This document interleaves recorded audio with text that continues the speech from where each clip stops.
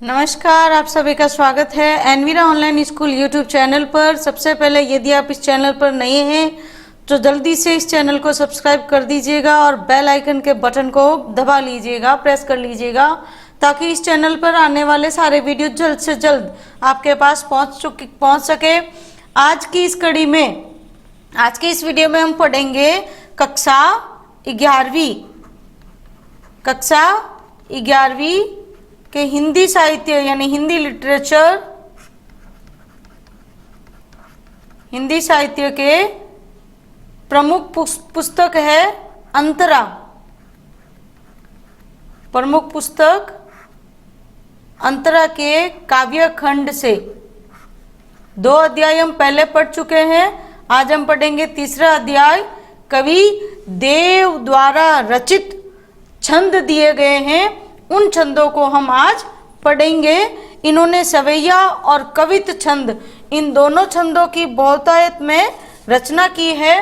तो आज हम इनके छंदों को पढ़ेंगे। पहले हम इनके परिचय जान लेते हैं, इनके बारे में जान लेते हैं। देखिए, इनका जन्म हुआ था, कवि देव का जन्म माना जाता है इटावा उत्तर प्रदेश में हुआ था सन 1673 ईस्वी में। इनका पूरा नाम देवदत्त द्विवेदी जी माना जाता है और कहीं कहीं इनके पिता के नाम को लेकर भी कई कई विद्वानों में अभी भी मतभेद माना जाता है। इन्होंने, चूंकि ये कौन सी काल के हैं, रीति काल के प्रमुख कवि माने जाते हैं। इनको प्रेम और सौंदर्य का प्रमुख कवि माना जाता है और रीति काल में जो चरम अवस्था में जो काव्य रचना का आधार बिंदु था वो प्रेम और सौंदर्य से ओतप्रोत रचनाएं ही थी, जिसमें संयोग श्रृंगार रस का ज्यादा प्रयोग किया जाता था, वो रचना में ज्यादा देखने को मिलता था। और रीति काल में ही सबसे अधिक छंदबद्ध रचनाएं देखने को मिलती हैं। छंद, अलंकार, गुण, रस, इन सभी का सही मात्रा में सही से ध्यान रखकर फिर इनकी रचनाएं की जाती थी। तो यहाँ पे भी आप हम जो पढ़ेंगे इनके बारे में यही देखने को मिलेगा हमें कि चूंकि ये आश्रय दाता थे तो इन्होंने, जो श्री कृष्ण के अनन्य भक्त माने जाते हैं, तो ये आश्रय कवि थे। तो जिनके आश्रय में रहते थे उन्हीं का उनको श्रृंगार कर, उनके बारे में ही बढ़ा चढ़ाकर वर्णन करना होता था। तो इन्होंने भी अपने आश्रय दाता के लिए ही कविताएं लिखी है, ठीक है, यानी छंद लिखे हैं। जो कि प्रमुख रूप से इनके छंद कौन से हैं, इनके जो छंद माने जाते हैं वो हैं सवैया और कवित।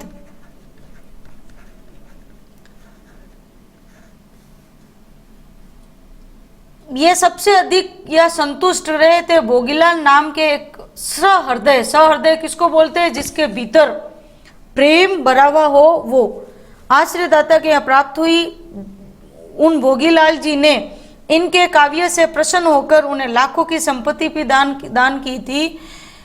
ये आश्रयदाता के राजाओं में ज्यादा रहे थे, ठीक है, उनके पास में ज्यादा रहने के कारण इनके रचनाओं में राज दरबारों का जो आडंबर पूर्ण और चाटुकारिता भरा जीवन देव ने बहुत अधिक निकट से देखा था।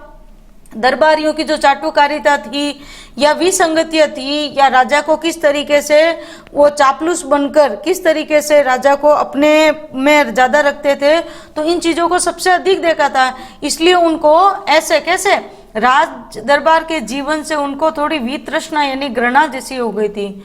तो रीतिकालीन कवियों में देव का सबसे महत्वपूर्ण स्थान माना जाता है। चूंकि दरबारी अभिरुचि होने के कारण इनकी कविताओं में दूसरे दृश्य नहीं देखने को मिलेंगे। प्रेम और सौंदर्य के मार्मिक चित्र, जो कि मैं आपको पहले भी बता चुकी हूँ, मार्मिक चित्रण किया गया है। अनुप्रास और यमक के प्रति देव का प्रबल आकर्षण दिखाई देता है। कहीं कहीं तो उन्होंने अनुप्रास द्वारा सुंदर ध्वनि चित्र भी खींचे हैं। ध्वनि चित्र मतलब बोलते शब्द, यानी ध्वन्यात्मक सौंदर्य, यानी जिन शब्दों में ऐसे आवाज होती है, आवाज वाले शब्द होते हैं, जैसे छम छम है, बजना है, जैसे वसंत आया घंटी बजाते हुए, तो बजाते हुए, ये शब्द कैसे होते हैं, ध्वन्यात्मक शब्द जो ध्वनि को बताते हैं। तो ध्वनि योजना उनके छंदों में पग पग पर यानी प्रत्येक कदम पर देखने को मिलेगी। श्रृंगार के उदात्त रूप का चित्रण देव ने किया है। उदात्त यानी अत्यधिक। जो इनकी प्रमुख रचनाएं मानी जाती हैं वो करीब 52 से 72 तक मानी जाती है, जिसमें प्रमुख कौन सी है कि रस विलास, भाव विलास, भवानी विलास, कुशल विलास, अष्टयाम यानी आठों पहर, सुमिल विनोद, सुजान विनोद, काव्य रसायन, प्रेम दीपिका आदि ये इनकी प्रमुख रचनाएं देखने को मिलती हैं। ये कवि भी थे और आचार्य भी थे, लेकिन फिर भी इन्होंने आचार्य के रूप में रीति की परंपरा का ही, यानी उस समय का जो परंपरा चल रही थी कवियों के लिए, वो ही इनकी कविताओं में ज़्यादा देखने को मिलती हैं। और इनको रस कवि कहा जाता है। इनको रस कवि भी कहा जाता है, क्यों? क्योंकि इनकी काव्य रचनाओं में रस देखने को बहुतायत में मिलेंगे, अलंकारों भी विधिवत प्रयोग किया गया है, ठीक है। और वहीं जो गुण हैं, रस कवि तो पहले कह दिया, तो रस तो आना ही है, और गुण जो ज़्यादा मात्रा में इनकी रचनाओं में देखने को मिलेंगे वो होगी माधुर्य गुण की छटा आपको देखने को मिलेगी। फिर शैली कौन सी आएगी? आलंकारिक शैली आएगी, वर्णनात्मक आएगी, गेय शैली आएगी। अब छंद है तो छंद को तो गाया जाता है, तो गेय छंद पदात्मक शैली का प्रयोग। इस तरीके से जब आप इनके विशेष के बारे में उदाहरण लिखते हो तो इस तरीके से हमें इनका लिखना होगा, ठीक है। और वहीं देव के कवित सवैयों जो देव दिए गए हैं अपने यहाँ पे, वो कवित और सवैया दोनों दिए गए हैं। पहले आरंभ के 2 सवैया हैं, फिर कवित दिया गया है। तो इनमें प्रेम और सौंदर्य के इंद्रधनुषी चित्र देखने को मिलेंगे। जहाँ एक और रूप और सौंदर्य का अलंकारिक चित्रण दिया है, तो वहीं रागात्मक भावनाओं की अभिव्यक्ति भी हुई है। उनकी छोटी छोटी 3 कविताएं दी गई हैं, छंद दिए गए हैं 3, जिसमें सबसे पहला है कि हंसी की चोट, जो कि क्या है? पहला इनका सवैया है, ठीक है। विप्रलंब श्रृंगार का अच्छा उदाहरण है। कैसे? कि इसमें वियोग और संयोग दोनों, यानी श्रृंगार रस के 2 पक्ष होते हैं। संयोग पक्ष संयोग श्रृंगार रस, और दूसरा वियोग श्रृंगार रस। यानी संयोग कब होता है? जब नायक नायिका का मिलन होता है, यानी कृष्ण गोपी का जब मिलन, और वियोग जब कृष्ण दूर चले जाते हैं तब। तो ये दोनों ही का इस चित्रण इसके अंदर इसमें देखने को मिलेगा आपको कि कृष्ण ने जब यहाँ से जब वो मथुरा चले जाते हैं तो मुंह फेर लेने से, तो यहाँ कृष्ण का मुंह फेर लेना बताया कि गोपियां तो हंसना ही भूल गई हैं, और वो कृष्ण को कहाँ कहाँ, यानी वन में, उपवन में, लताओं में, जहाँ वो रास किया करते थे वहाँ वो खोज खोज कर हार गई हैं। और अब तो वो कृष्ण के किस आशा में? केवल और केवल मिलने की आशा पर ही जीवित हैं, ऐसा उन्होंने बताया है। कि किस तरीके से जो हमारा, यानी पंच तत्वों से हमारा शरीर किससे बनता है? पंच महाभूत तत्वों से बनता है। वो पंच महाभूत तत्व कौन से होते हैं? कि आकाश, जल, अग्नि, पृथ्वी और वायु, इन 5 पंच तत्वों से हमारा शरीर बना हुआ होता है। तो जब गोपियां कह रही है कि हम में से ये चारों तत्व तो चले गए हैं, हम में केवल क्या बचा है? आकाश तत्व ही शेष रह गया है। वो भी किस लिए?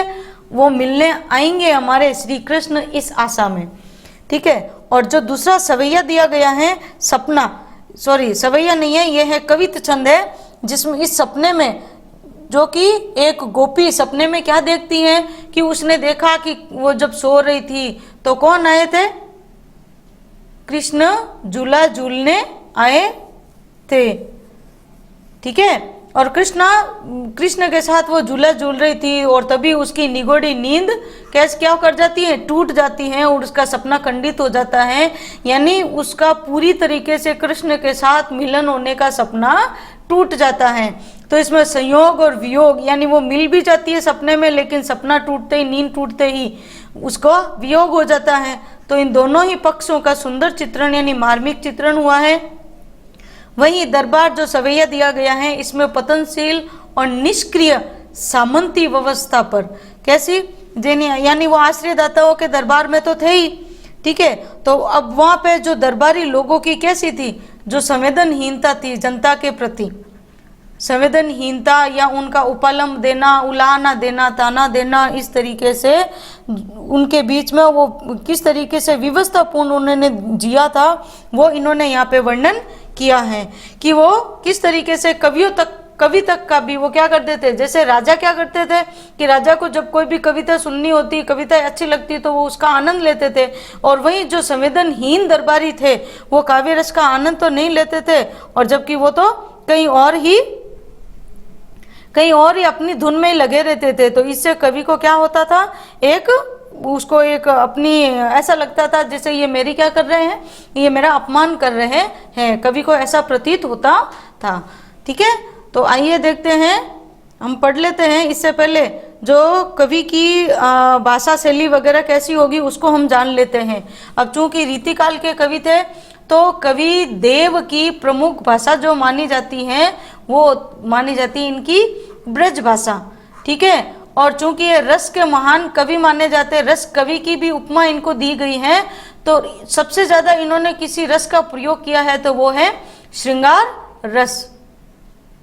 ठीक है, मैंने संयोग और वियोग युक्त यानी दोनों ही पक्षों का इन्होंने चित्रण किया है, तो श्रृंगार रस की प्रधानता इनके काव्य में रहेगी, और जो गुण है वो होगा माधुर्य गुण।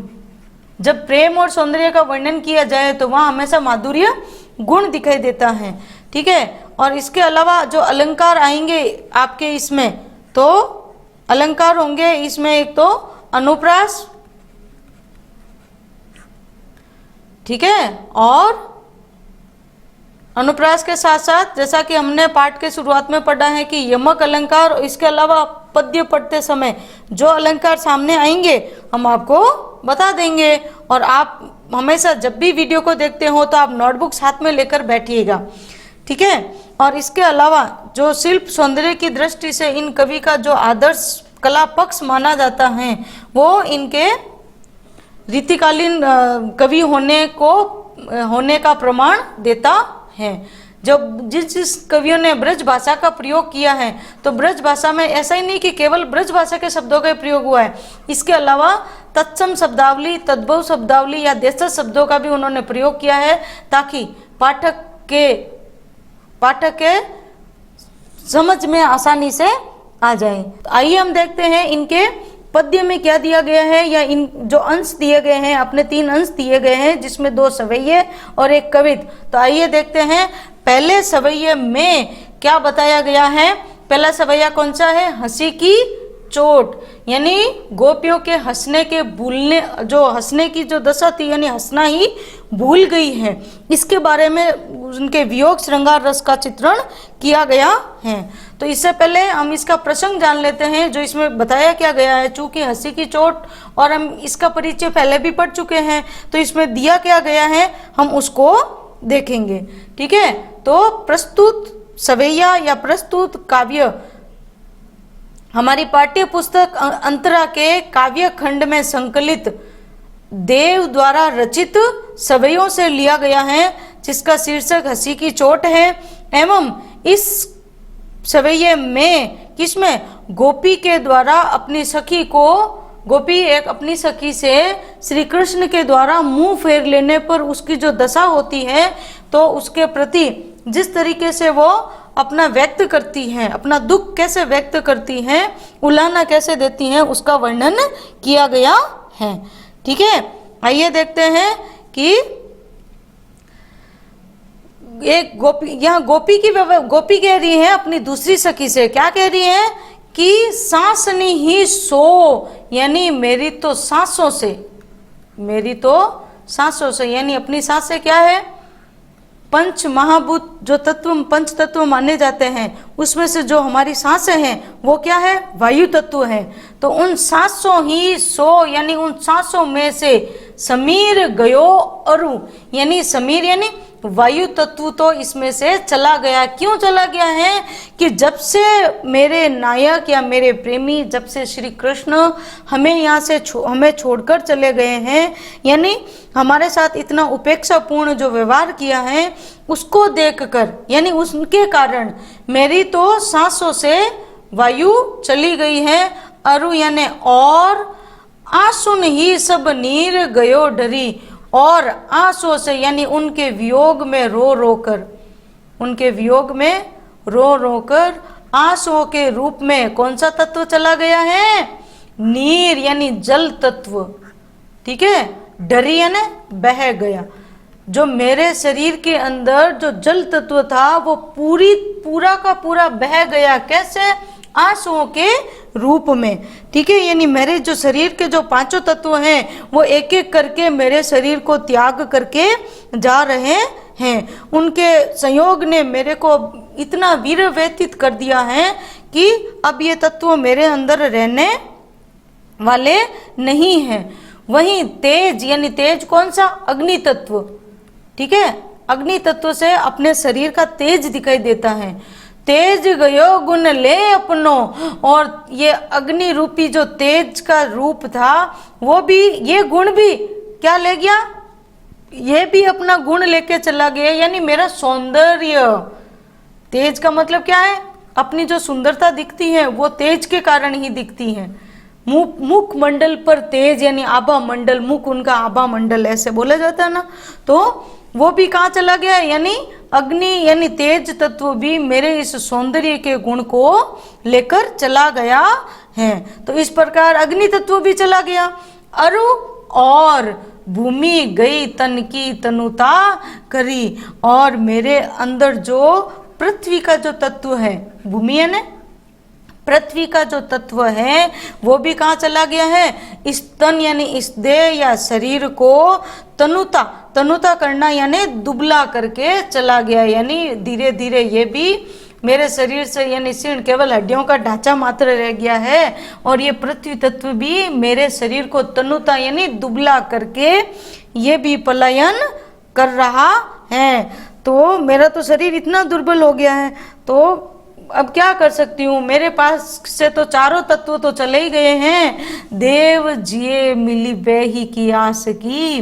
कवि देव कहते हैं कि गोपी कह रही है जिए, जिए यानी मेरे किस में? इस हृदय में, मेरे मन में या जी में, हृदय में मिली बेही यानी मिलने की। किससे मिलने की? आशा में। किनसे? श्री कृष्ण से मिलने की आशा में ही आसहु पास। कौन रहो है? आसहु पास आकाश रहो भरी। केवल उनकी इस आशा की आस में ही मेरे पास में अभी तक टिका हुआ कौन सा तत्व? आकाश तत्व। नहीं तो ये भी कब कहीं मुझे छोड़ के चला जा चुका होता।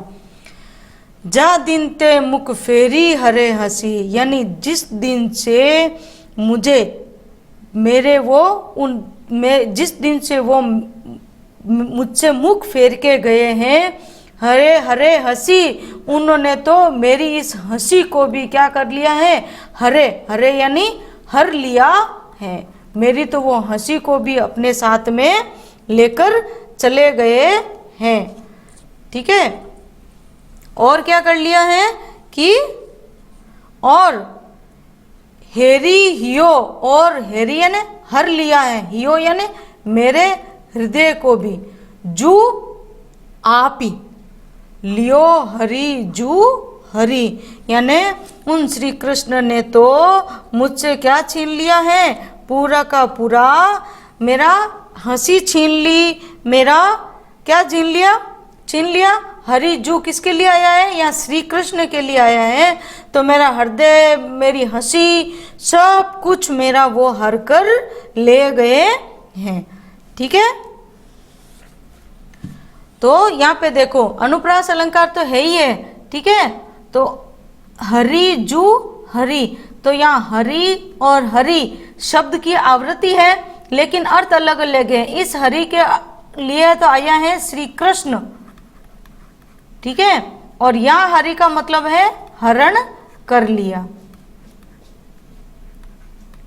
यानी श्री कृष्ण ने मेरा सब कुछ हर लिया है, और मेरे भीतर तो प्रेम का बीज बो दिया मेरे हृदय को चुरा कर, और अब मुंह फेर कर चले गए हैं। तो यहाँ इस तरीके से वो अपने यानी नायक के प्रति नायिका उनसे मिलने को व्याकुल हो रही हैं।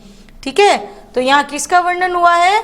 वियोग श्रृंगार रस का मार्मिक वर्णन हुआ है। और पंच तत्वों का यहाँ जैसे जो विज्ञान के अंदर आया है, तो यहाँ कवि की जो कवि का जो है किसका कि विज्ञान का भी उनको अच्छा खासा ज्ञान था, तो यहाँ इस चीज का उसका ये वर्णन हुआ है। ठीक है, तो इस वियोग श्रृंगार रस का उन्होंने क्या किया है? क्या कभी किसी के भीतर से वायु तत्व या ये जल तत्व ये जा सकते हैं क्या? नहीं जा सकते हैं। लेकिन यहाँ कवि ने बहुत ही मार्मिक वर्णन किया है। यही दरबारी कवियों की पहचान रही है कि जब तक वो अतिशयोक्ति अलंकार का वर्णन नहीं कर ले, उनका जो रचना है शायद अधूरी मानी जाती है। तो इस छोड़कर जा सकते हैं क्या? नहीं जा सकते हैं, लेकिन फिर भी बताया है तो यहाँ अतिशयोक्ति अलंकार हैं। ठीक है, और भाषा मैंने आपको पहले ही बता दी कि ब्रज भाषा है, और इसके अंदर ये कैसे अंशुन है या तन है, ये क्या है? आकाश है, मुख है, ये तत्सम शब्दों का भी प्रयोग किया हुआ है और देशज शब्दों का भी प्रयोग किया गया है। ये अरु, ये क्या है? अरु है। फेरी, ये कैसे है? देशज शब्द हैं। ठीक है, फिर अनुप्रास अलंकार तो है ही है, सांसनी हिसो समीर। ठीक है, फिर ये हेरी हियोजू लियो और हरी हरी, यहाँ आपको लिख के लिखना है। हरी हरी में किस में? यमक अलंकार का प्रयोग हुआ है। गुण आपको पहले ही बता दिया मैंने कि रूप और सौंदर्य का वर्णन हो तो माधुर्य गुण। ठीक है, आ गया यहाँ तक समझ में आपको? अब आइए देखते हैं अगले कवित की ओर। जो अब सपना है वो क्या है? एक गोपी का सपना है। एक गोपी क्या कर रही है? नींद सोई हुई थी और उस सपने में क्या क्या देखती है कि आइए हम देख लेते हैं कि वो क्या देखती हैं। जरा आप भी उसके सपने को निहार लीजिए, क्या क्या देखती है वो। आपको भी सपने आते हैं ना? तो क्या कहती है वो कि जहरी जहरी जीनी बूंद है परती मानो, यानी जब कब गोपी अपने सपने में देख रही है कि जहरी जहरी यानी वर्षा की झड़ी लगना, मंद मंद मंद मंद क्या पड़ रही थी? जीनी यानी छोटी छोटी बूंदे। बरखा आती है ना, छोटी छोटी बूंदे यानी वर्षा हो रही थी। वर्षा की छोटी छोटी मंद मंद जहरी जहरी या फुहारे, फुहारे पड़ना वो कहते हैं कि वर्षा की जड़ी लगी हुई थी। पड़ती है मानो, मानो कि वर्षा की छोटी छोटी बूंदे मंद मंद फुहारों के रूप में पड़ती यानी पड़ रही थी, यानी बारिश हो रही थी, बारिश हो रही थी इसलिए। ठीक है, और फिर गहरी गहरी घटा गेरी है गगन में, और गगन में यानी आकाश में घटा गेरी यानी घटा गिरी हुई थी। कैसी? गहरी गहरी यानी गर्जना के साथ, यानी हल्की हल्की गर्जना के साथ में घटा गिर रही थी आकाश में। आनी कयो श्याम, और तभी मैंने देखा कि कौन आए? आए कौन? आए श्याम मोसो, श्याम मुझसे कहने के लिए आए। क्या कहने के लिए आए? कि चलो जुलीबे को आज चलिए, आज हम दोनों साथ में झूला झूलते हैं। तो जैसे श्याम ने, यानी श्याम कौन? श्री कृष्ण ने गोपी को ऐसा बोला कि चलो झूला झूलने चलते हैं। एक तो इतना अच्छा तो सुहावना मौसम था, और सुहावने मौसम में खुद उसके प्रियतम श्री कृष्ण आकर बोले कि चलो झूला झूलते हैं। तो ये सुनकर तो वो कि फूली न समानी फूली न समाई, मुहावरे युक्त चली आई। मुहावरे का प्रयोग है। ठीक है, ये क्या है? मुहावरा। ये फूला न समाना यानी प्रसन्नता, इतना बहुत अधिक प्रसन्न होना। तो फूली न समानी भई ऐसी हो मगन में, यानी जब मैंने ऐसा उनका निमंत्रण सुना, उनका ऐसा सुना, तो मैं तो प्रसन्नता से फूली नहीं समाई और मैं इतनी मग्न हो गई। मग्न होना, ध्यान मग्न होना, यानी मैं सपने में इतनी मग्न हो गई थी कि चाहत उठी गई सो निगोड़ी नींद। यानी मैं तो सपने में जैसे ही चाहत उठी, यानी जैसे ही उठकर मैं यानी उठना चाहती थी कि उठी गई सो निगोड़ी, ये निर्मोही, निगोड़ी यानी निर्मोही, मुझे तो श्याम के साथ झूला ही नहीं झूलने दिया, ये बीच में ही मेरी नींद टूट गई। यहाँ अपने नींद को कोस रही है कि इतनी जल्दी ये क्यों टूट गई कि मुझे मेरा सपना भी पूरा नहीं करने दिया। तो सोए गए भाग मेरे जानी वा जगन में, मेरे तो बाग ही सो गए, भाग यानी भाग्य, मेरा तो किस्मत ही सो गए। कैसे? मेरे जानी वा जगन में, यानी मेरे इस जागने की अवस्था में, यानी जागने की अवस्था में भाग सोना, यानी विरोधाभास अलंकार है। ठीक है, यानी मेरे जागने में मेरे भाग्य क्या हो गए? सो गए। यानी अगर मैं थोड़ी देर और सोती रहती तो शायद मेरी किस्मत में मैं श्री कृष्ण के साथ जो मेरे झूला झूलने लिखा था वो मेरा पूरा हो जाता, पर लगता है कि यहाँ तो मेरी किस्मत ही रूठ गई है कि मैं जैसे ही मुझे जगा हुआ जानकर, जगन यानी जागने की अवस्था में, जानी यानी जानकर, और मेरी तो भाग्य ही सोए गए भाग। आंख खोली देखी, और जैसे ही मैंने आंख खोलकर देखा तो न गन है न घन श्याम, ना ही तो बादल थे और ना ही घन श्याम और ना ही श्री कृष्ण। ठीक है, यानी ना तो बादल थे और ना ही श्री कृष्ण थे। ठीक है, तो यानी बादलों जैसे कृष्ण वर्ण के कौन, तो इसमें कौन सा समास है? बहुव्रीहि।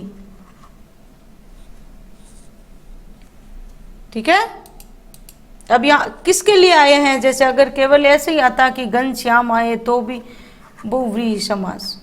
ठीक है, तो सामासिक पद प्रयोग भी घनश्याम कैसे, यानी बादलों जैसे श्याम वर्ण के हैं जो कौन के श्री कृष्ण। वे छाई बूंदे मेरे आंसू है द्रगन में, यानी जो बूंदे, वे यानी वो ही, वही बूंदे छाई, जो बूंदे मैंने सपने में देखी थी कि छोटी छोटी फुहारें पड़ रही है, वही बूंदे कहाँ थी? आंसू होकर मेरे द्रगन, द्रगन यानी मेरे नेत्रों में, वो किस रूप में थी? आंसुओं के रूप में हो गई थी। तो ये तो मेरे कैसी थी? ये मेरी ऐसी फूटी किस्मत थी कि मैं तो श्री कृष्ण के साथ झूला भी नहीं झूल पाई। ठीक है, तो यहाँ पे वो क्या कर रही है? दुखी होकर अपने भाग्य को कोस रही है, और गोपी की इस वियोग की अंतर्दशा का बहुत ही मार्मिक चित्रण हुआ है। तो वियोग भी हुआ है और संयोग भी है, दोनों ही है। पहले संयोग होता है फिर वियोग हो जाता, तो श्रृंगार रस के दोनों पक्षों का यहाँ मार्मिक चित्रण हुआ है।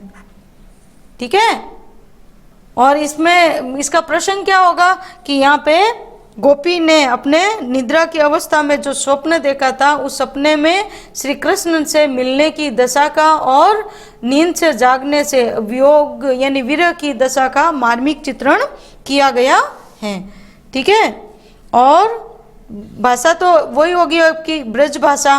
ठीक है, और इसमें अलंकार कौन से हैं कि अलंकार आपको जैसे मैंने पहले बताया, जहरी जहरी, एक देखो शब्द की यहाँ आवृत्ति हो रही है, तो शब्द की आवृत्ति हो तो यहाँ यमक होगा क्या? नहीं। जब शब्द की आवृत्ति होती है और अर्थ भी समान होते हैं तो वहाँ पे कौन सा अलंकार होता है? पुनरुक्ति प्रकाश अलंकार। ठीक है, यानी शब्द की आवृत्ति और अर्थ समान तो पुनरुक्ति प्रकाश अलंकार, और अगर शब्द की आवृत्ति हो जाए अर्थ अलग हो तो यमक अलंकार। ठीक है, और यहाँ इसमें यमक अलंकार भी आया है आपके, देखो घन श्याम। अब यहाँ पे ये घनश्याम का अर्थ तो श्री कृष्ण है, और यहाँ घनश्याम, घन का अर्थ, घनश्याम का मतलब यहाँ बादल भी लिया जाता है। ठीक है, और किसमें? उत्प्रेक्षा अलंकार आपकी पहली पंक्ति में उत्प्रेक्षा अलंकार बताया गया है, और विरोधाभास अलंकार किसमें है कि सोए गए भाग मेरे जानी वा जगन में, यानी जागने से भाग सो कैसे जा सकते हैं? नहीं सोते हैं, लेकिन फिर भी ऐसा बताया है। और और माधुर्य गुण की छटा। ठीक है, आ गया ना समझ में आपको? रस आपको मैंने पहले ही बता दिया है। और वहीं सोए गए भाग और फूलिन समाई, इन दोनों में क्या है? मुहावरों का प्रयोग। मुहावरों का प्रयोग यानी गोपी के सपने के वर्णन को और भी अधिक चरितार्थ कर रहा है या उसको चमत्कार पूर्ण बना रहा है। ठीक है, आइए बढ़ते हैं अगले जो दे रखी कविता, वो है दरबार। क्या है? ये है कविता है। ठीक है, अब पहले इसका क्या जान लेते हैं, हम इसका प्रसंग जान लेते हैं। यानी इसमें दिया क्या गया है कि इसमें किसका वर्णन किया गया है? दरबारियों के, यानी दरबारी व्यवस्था में उपस्थित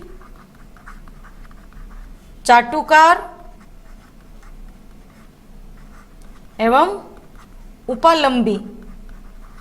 उपालंबी व्यक्तियों की ओर संकेत किया है। ठीक है, किसका? जैसे अपन ने पहले भी पढ़ा था, दरबारी व्यवस्था की, वो सामंती जो व्यवस्था थी उनके ऊपर उन्होंने क्या किया? चोट की है। ठीक है, या उन व्यक्तियों पर चोट की गई है, उनके ऊपर व्यंग्य किया गया है, उनकी जो असलियत है उसको बताया गया है। ठीक है, तो यहाँ पे कैसे, पहले हम थोड़ा इसका जो शब्द के अर्थ हैं वो आप थोड़ा जान लीजिए कि साहिब यानी राजा, अंध यानी अंधा होता है, जहाँ मुँह साहिब यानी सेवक या दरबारी। मूक यानी कैसे होते हैं? मौन हो जाते हैं। यहाँ कवि ने जब अपनी काव्य रचना जब वो सुना रहे थे तो किस प्रकार राजा का, या जैसे कई आश्रयदाताओं के आश्रय में रहे थे तो उनका अलग अलग जगह अलग अलग उनको अनुभव हुआ था, तो वही अनुभव उन्होंने अपने यहाँ इस दरबार में व्यक्त किया है।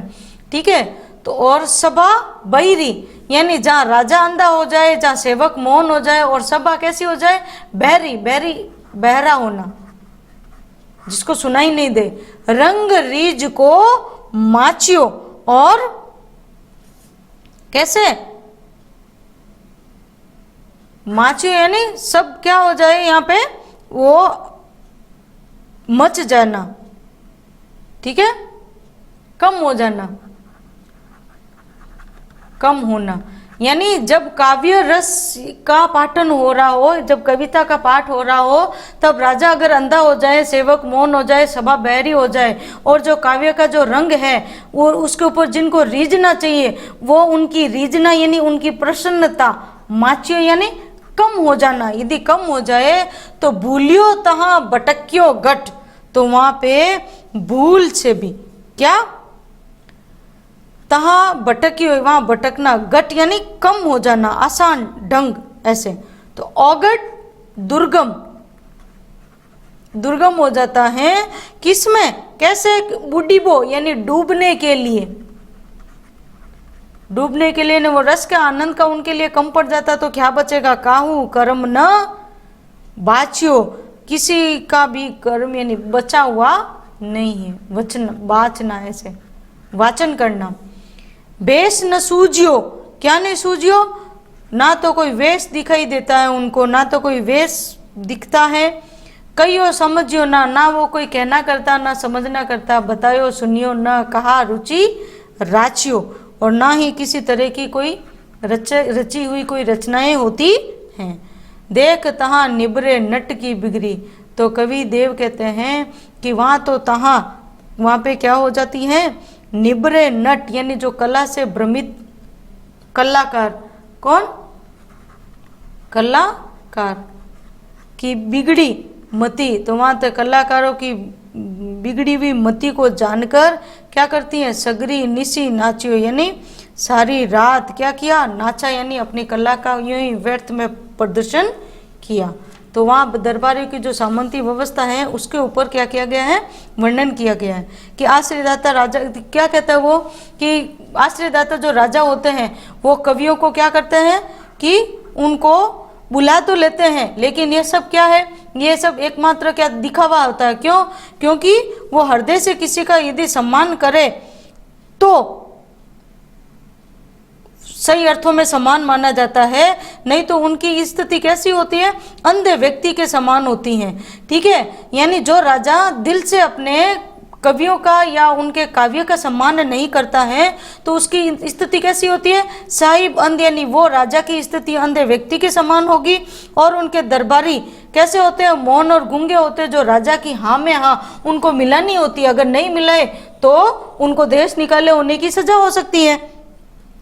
ठीक है, और सच्ची बात कहकर सभा बहिरी और वहाँ की सभा भी कैसी हो जाती है कि बहरी हो जाती है, उनको भी कुछ सुनाई नहीं देता, वो कोई भी प्रतिक्रिया व्यक्त नहीं करती हैं। ठीक है, और इस प्रकार वो कैसे रंग रीछ को माजे, यानी इस प्रसन्नता को कम कर देते हैं, तो वो कवि का भी प्रसन्नता कैसी हो जाती है? कम हो जाती है। तो उस दरबार में यदि कोई यानी भूल्योता, यानी ऐसे दरबार में जहाँ कला का सम्मान नहीं होता हो। अब चूंकि अलग अलग दरबारियों के अलग अलग दरबारों में ये रहे थे, तो यानी ऐसे दरबारों में जहाँ कला का सम्मान नहीं होता है तो वहाँ उस व्यक्ति को भूल्योता भटक्योकट, वहाँ भूल कर भी भटक कर भी यदि कोई वहाँ पहुँच भी जाता है तो औगड बुद्धि पे, यानी तो कठिनाई मार्गों में भटके हुए के समान हो जाएगा, जिसे डूबने के लिए काहू कर्म न वाचियो, जिसके किसी भी व्यक्ति के हृदय को यानी कर्मों को बाँचने का वहाँ अवसर नहीं मिलेगा। क्यों? क्योंकि वो ऐसे लोगों के बीच में, अंधे गूंगे बहरों के बीच में अपनी कला का प्रदर्शन करने की बजाय वो तो अपनी कला स्वयं भी अपनी कला को क्या कर लेगा? काहू कर्म न बाचियो, यानी वो बची कुची कला भी उसकी क्या हो जाएगी? गुम हो जाएगी, उसके पास रहेगी भी नहीं। ठीक है, तो इस प्रकार दरबार में जब योग्य व्यक्ति का नहीं सम्मान मिलेगा तो उसका भी क्या हो जाएगा? सच्चा आदमी की परख अगर कोई नहीं करेगा तो ये तो उसके लिए बड़े अपमान की बात होती है। ठीक है, और भेष न सूझियो, यानी उस कवि की स्थिति कैसे हो जाती है?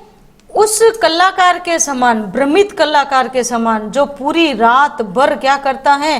रात भर वो उनको प्रसन्न करने के लिए पूरी रात नाचता रहता है, जिसने ना तो अपना वेश जिन्हें ना तो उसका वेश दिखाई देता है, ना उसकी कोई बातों को सुनने वाला होता है, और ना ही उसके इस नृत्य में कोई आनंद लेने वाला होता है। क्यों?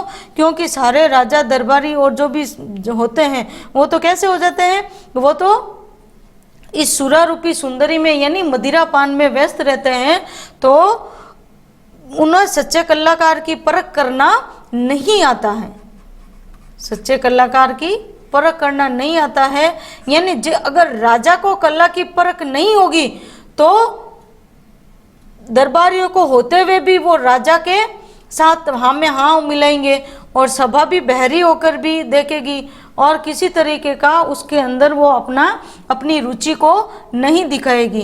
तो ऐसी जगह पर तो रहने से अच्छा है हम कहीं और निर्जन वन में ही चले जाएं, जहाँ कम से कम हम अपनी कला को स्वयं महसूस तो कर सकते हैं। तो इस तरीके से वो चाटुकार, उपालंबी या एक रसहीन या कला के जो अपमान करने वाले किसके ऊपर? आश्रयदाता राजाओं के ऊपर इसने क्या किया है? व्यंग्य किया है। तो यह व्यंग्य करने के कारण कौन सा होगा कि व्यंग्यात्मक शैली। ठीक है, और इसके अलावा भाषा आपकी ब्रज भाषा का सुंदर प्रयोग है ही है, और अलंकार आपके आए हैं, इसमें अनुप्रास अलंकार का प्रयोग हुआ है। ठीक है, और गुण यहाँ पे माधुर्य गुण।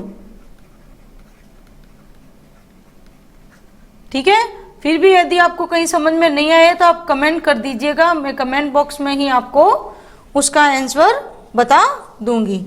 ठीक है, अब आइए प्रश्न उत्तर की तरफ बढ़ते हैं। प्रश्न उत्तर के जो दिए गए हैं उसमें देखते हैं। सबसे पहला प्रश्न क्या कह रहा है?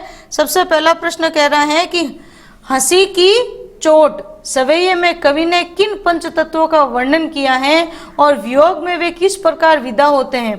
तो 5 तत्व यानी हम जो मनुष्य का शरीर होता है या सृष्टि का प्रत्येक कण जिसको बोला जाता है वो किन से पंच तत्वों से मिलकर बना हुआ होता है। और वो पंच तत्व कौन से होते हैं? पंच तत्व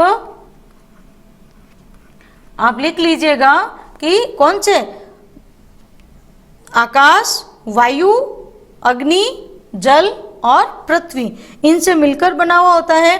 और यहाँ दूसरा पूछा आगे के प्रश्न कि वियोग में वो कैसे विदा लेते हैं, कि जब वियोग होते हैं तो गोपी क्या करती है, उस वीर्य वेता में वो तेज तेज सांस लेती हैं, तो उसका यानी कौन सा, वो वायु तत्व छोड़ने लगता है और बहुत ज्यादा रोती है, इसलिए उसका जल तत्व उसको छोड़ने लग जाता है, विदा लेने लग जाता है।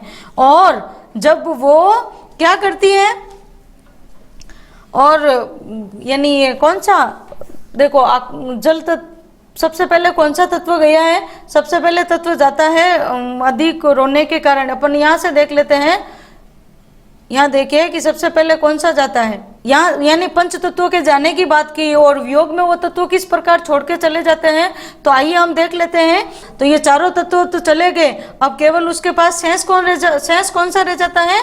आकाश तत्व ही शेष रह जाता है। तो इस तरीके से आपको लिखना है। दूसरा प्रश्न देखिए कि हंसी की चोट सवे की अंतिम पंक्ति में, हंसी की चोट में अंतिम पंक्ति में क्या बताया है कि यमक और अनुप्रास का प्रयोग करके कवि क्या मर्म अभिव्यंजित करना चाहता है। तो इसमें नायिका क्या करती है कि जैसे अपने इसमें दिया हुआ हंसी की चोट में कि इसमें दिया हुआ था कि वो हरे हंसी, जैसे इसमें सवेई से देख लेते हैं हम अंतिम पंक्ति में कि जा दिन ते मुख फेरी हरे हंसी हेरी योजू लियोजू हरी।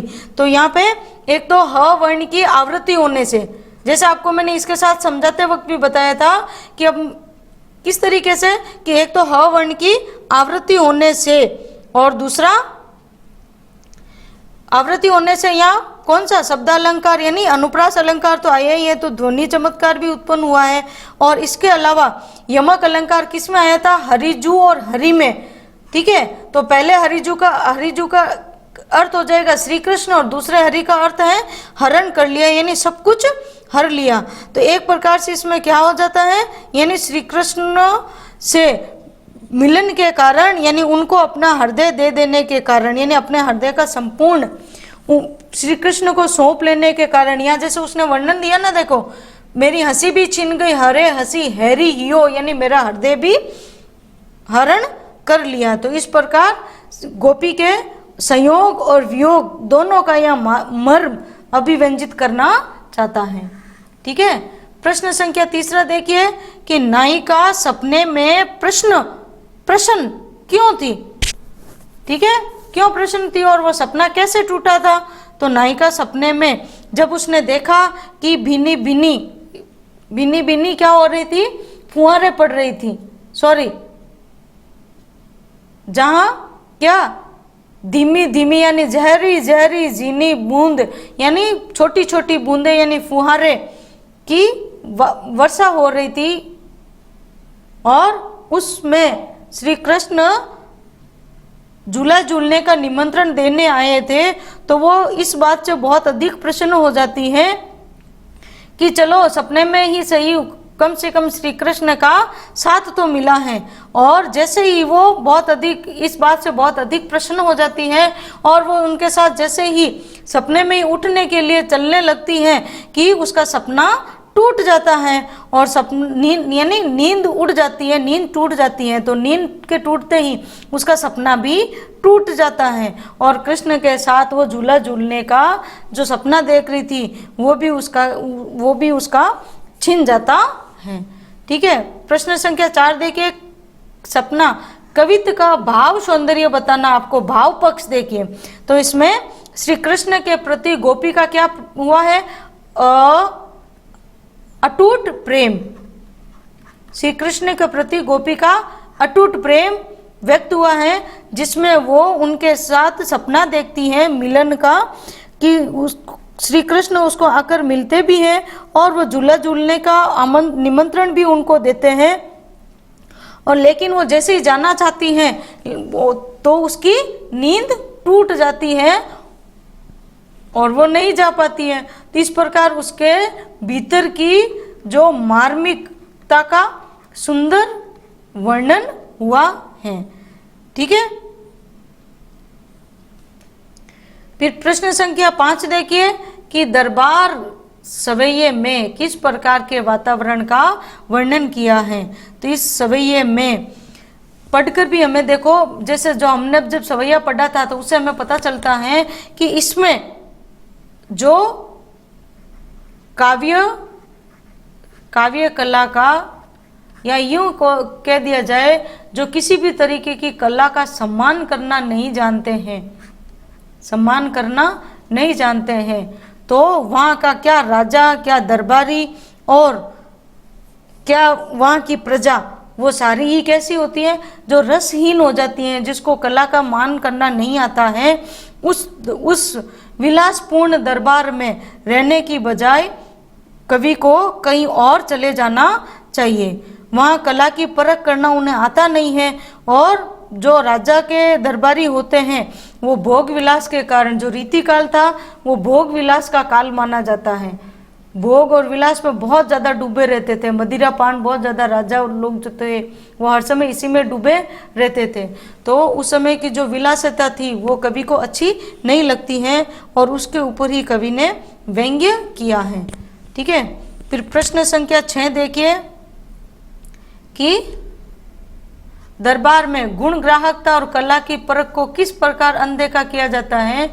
यानी जिस प्रकार, यानी जो नट कलाकार होते हैं, कौन से नट कलाकार, जो वेश करके, तो जिनका जो रात भर नाच कर उनका क्या करते हैं, उनका मनोरंजन करते हैं, लेकिन वो लोग उनकी ना तो वेश को देखते हैं, ना उसकी बातों को सुनते हैं, और ना ही उसके नृत्य को देखते हैं। वो हर तरीके से उसका क्या करते हैं, अपमान ही करते हैं।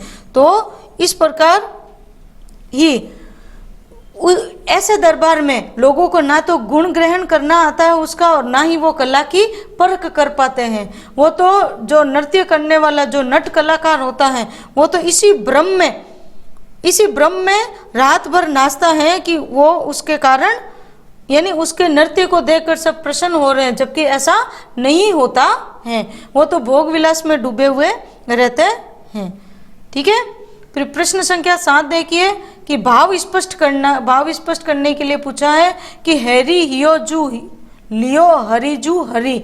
जो पहली पंक्ति में बताया गया उसके अनुसार ही बताना है कि यहाँ एक गोपिका क्या कह रही है कि जब से श्री कृष्ण मेरी तरफ से मुंह फेर कर गए, यानी मेरी उपेक्षा कर गए हैं, तो मुझे तो ऐसा लगता है कि उन्होंने मेरी हंसी को और मेरे हृदय को सबको उन्होंने चुरा लिया है, और उनके नहीं मिल पाने के कारण उनके वियोग में वो वीरा अग्नि में जल रही है।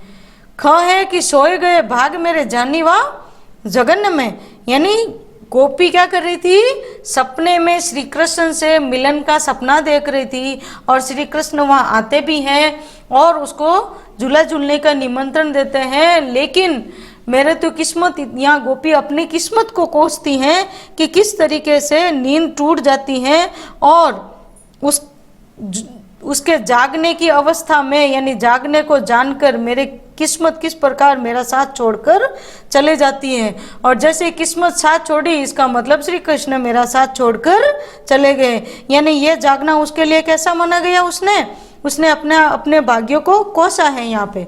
ठीक है, फिर ग है कि वे इच्छाई बूंदे मेरे आंसू है द्रगन में, यानी यहाँ सपना सवैये से इस पंक्ति को लिया गया है। इस पंक्ति में गोपी सपने में देख रही थी कि किस तरीके से बारिश की छोटी छोटी बूंदें पड़ रही थी, और वो श्री कृष्ण भी उसके सपने में आए थे और उसके साथ झूला झूलने के लिए कह रहे थे। लेकिन जैसे ही गोपी की नींद टूट जाती है और उसका सपना जैसे ही टूट जाता है, तो वही बूंदे, जो बूंदे बारिश की जो छिटक रही थी, वही बूंदे गोपी को कहाँ नजर आती है? उसके नेत्रों में आंसू के रूप में बनकर वही उनकी बूंदे आंसुओं की बूंदों के रूप में दिखाई देने लगती हैं। फिर ग है कि साहिबंद मुसाहिब मूक सभा बहरी, यानी जिस राज्य में कला का सम्मान राजा स्वयं नहीं करता हो तो उस दरबार का राजा कैसा माना जाता है? अंधा माना जाता है, और दरबारी गूंगे माने जाते हैं, और सभा भी कैसी मानी जाती है? बहरी मानी जाती है। क्यों? क्योंकि वो कला का सम्मान नहीं कर पाने के कारण। जब राजा अंधा हो गया, जब राजा कला को नहीं देखेगा तो दरबारी भी कैसे हो जाएंगे? गूंगे हो जाएंगे, वो कुछ बोल नहीं पाएंगे। कुछ बोलते हैं तो उन्हें अपने पद जाने का भय रहता है, और सभा तो बहरी पहले से ही हो जाती है। जब राजा अंधा हो जाएगा तो सभा तो बहरी होनी है। भोग विलासिता में डूबे हुए दरबारी और राजा पर व्यंग्य किया है। ठीक है। फिर प्रश्न संख्या 8 देखिए, देव ने दरबारी चाटुकारिता और दंभपूर्ण वातावरण पर किस प्रकार व्यंग्य किया है? कि यानी देव क्या करते हैं? आश्रयदाता के दरबारों में, जिन आश्रयदाता के दरबार में रहे थे, तो अलग अलग राजाओं के दरबार में रहे थे, तो उन्होंने इस बात का अनुभव किया था किस प्रकार दरबारी राजा की चापलूसी करते हैं और उसकी चाटुकारिता करते हैं और हाँ में हाँ मिला देते हैं। यानी राजा जो कहता है वो अच्छा है या बुरा है, वो उसका वो क्या नहीं कर पाते हैं? उसका वो विरोध नहीं कर पाते हैं और उनकी हाँ में हाँ मिला देते हैं। क्यों? अगर हाँ में हाँ मिलाएंगे तभी तो राजा उनको भोग विलास के साधन उपलब्ध कराएंगे। तो भोग विलास में वो इतने डूबे हुए हैं कि वो कुछ देख भी नहीं पाते हैं, और कुछ देख भी लिया तो उसके बारे में कुछ कह भी नहीं पाते हैं। इस प्रकार वो कला और सौंदर्य का किस तरीके से अपमान करते हैं, उसके ऊपर कवि ने व्यंग्य किया है। ठीक है। फिर आपके आया है प्रश्न, आगे देखिए प्रश्न संख्या 9 में सप्रसंग व्याख्या पूछी है। तो इसके लिए आपको वीडियो को आप जो ऐसे दिया गया वहां से पंक्तियों को आप अच्छे से देखिएगा, सुनिएगा, और साथ में नोटबुक लेके बैठिएगा ताकि आप वहां से उन उत्तर को अच्छे से लिख सको। ठीक है। फिर भी यदि कहीं आपको समझ में नहीं आए तो आप कमेंट बॉक्स में कमेंट कर दीजिएगा। ठीक है।